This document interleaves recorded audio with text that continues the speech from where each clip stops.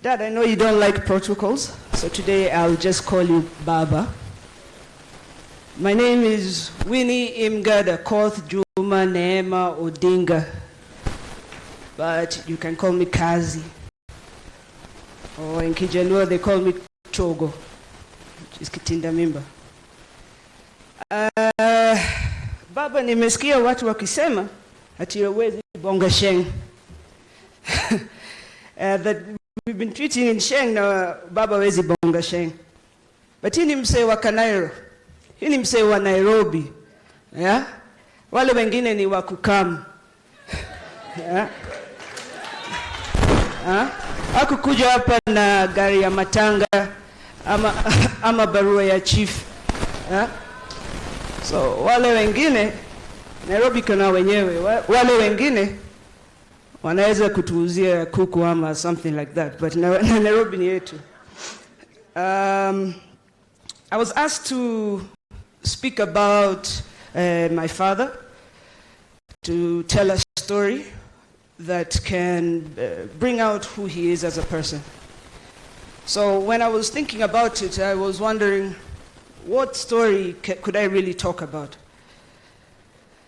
And I tried to remember the first memory I have of my father, which I'm going to tell you about today.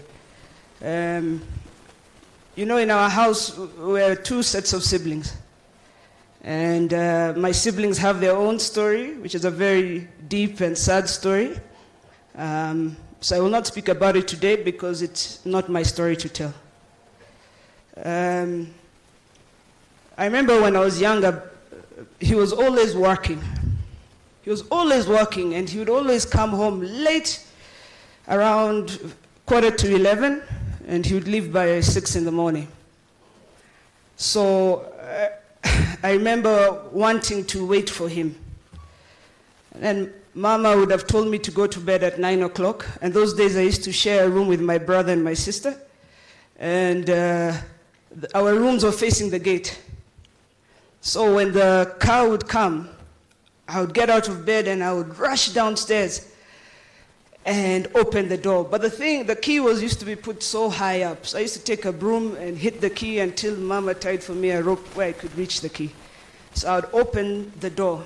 And when you open the door, I would see him there with a briefcase, his newspapers, and a big phone. And when you'd see me, he would get so excited. He used to pick me up, he'd put me on his shoulders, and we would go around the sitting room, and he used to sing this nursery rhyme. It was in Dholuo, I don't remember the words, but I remember it was about a donkey. And it would go something like that, then at the end would go, hee-haw, hee-haw, hee-haw. And he used to do that, hee-haw, and we would collapse on the chair. Then he would sit on the chair, I would go down quickly, I'd untie his shoes, take his shoes to the door, take the briefcase to the room with the phone, put it on the charger. I walk into the room, Mama is asking me why I'm still awake. Then I'd run downstairs, we'd watch the 11 o'clock news, and see you next time. So next time was not it wasn't today, tomorrow, whatever, it was long periods of time. So one day I asked him, where do you go? Why do you always come so late? What do you do? And he told me, I'm going to show you where I go.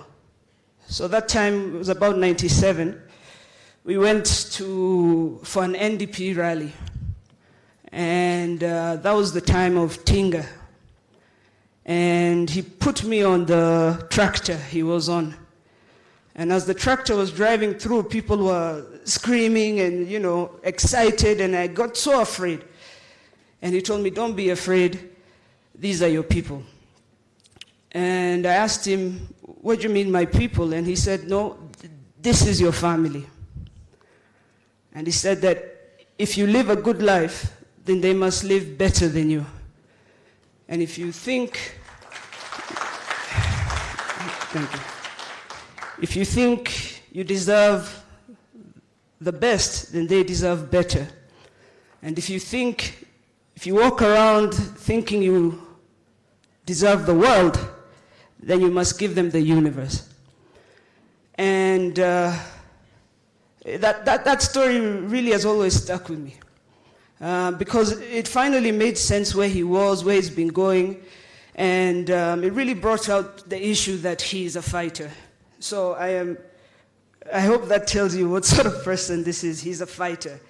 If you want something, you have to fight for it. You know, I see young people complaining today about Kenya, but Kenya cannot be better if we do not fight for it. There's nobody who's going to make Kenya better for you. We're the ones to fight for it. So next year in 2022, there's going to be two outcomes. Either something very good will happen, or something terribly bad will happen. And so you have to get up and fight against those forces. In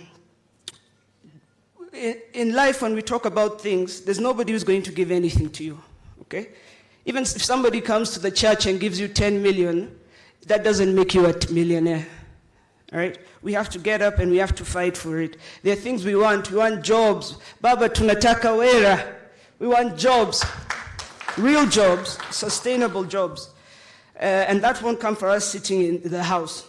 So sometimes naona huyu msee akifight, and I'm wondering, why doesn't he just stay at home with us? And I realize the fight is part of the fight. You have to join the fight and go with him.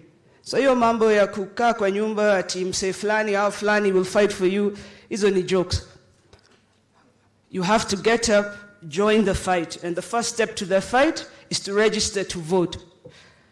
So tell your friend, tell a friend, tell another friend, for heaven's sake, we have to register to vote. I'm proud to have a father like Baba. I see somebody who's still fighting for us after all these years. And by us,